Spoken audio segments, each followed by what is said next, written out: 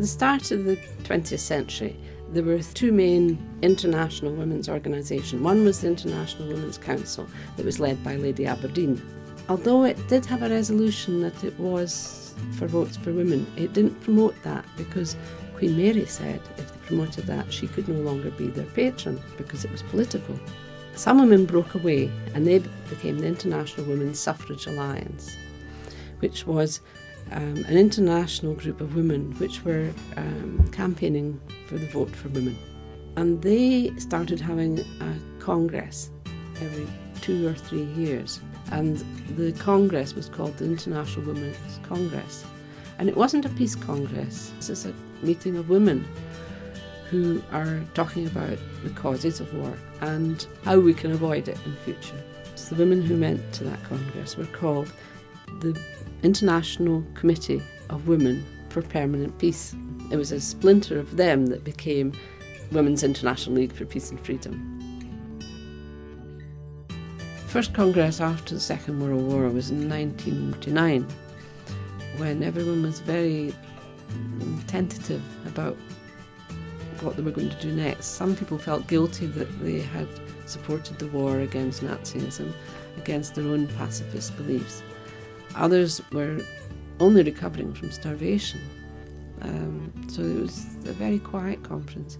By the time 1956 came and they met in Birmingham, everyone was much more enthusiastic and inspired about moving forward and looking again at the 20 resolutions from 1915 about the causes of war and how they could influence politicians to take note.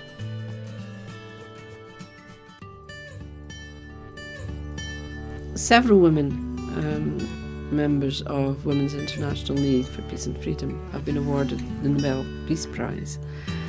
The two most notable people are Jane Addams, who was the first president of the organisation, both for her work internationally and for her work as chair of the Women's Peace Party in America. Emily Green Balch, she was awarded it in 1946. She was one of the founder members of Women's International League for Peace and Freedom and had been one of the envoys who had travelled around the whole of Europe talking to heads of state, trying to set up negotiation to end the war. And she then became Secretary of WWF and continued to campaign for peace in the States. And she was awarded it in 1946.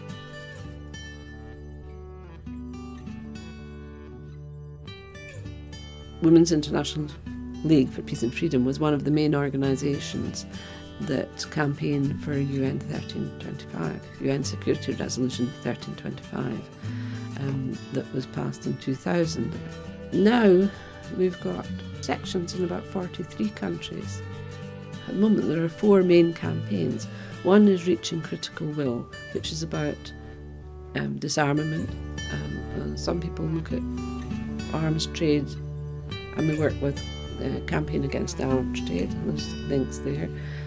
But there's other people who work on nuclear disarmament specifically. The second campaign is Peace Women, which has been working mainly on promotion of UN 1325 and involving women in peace building.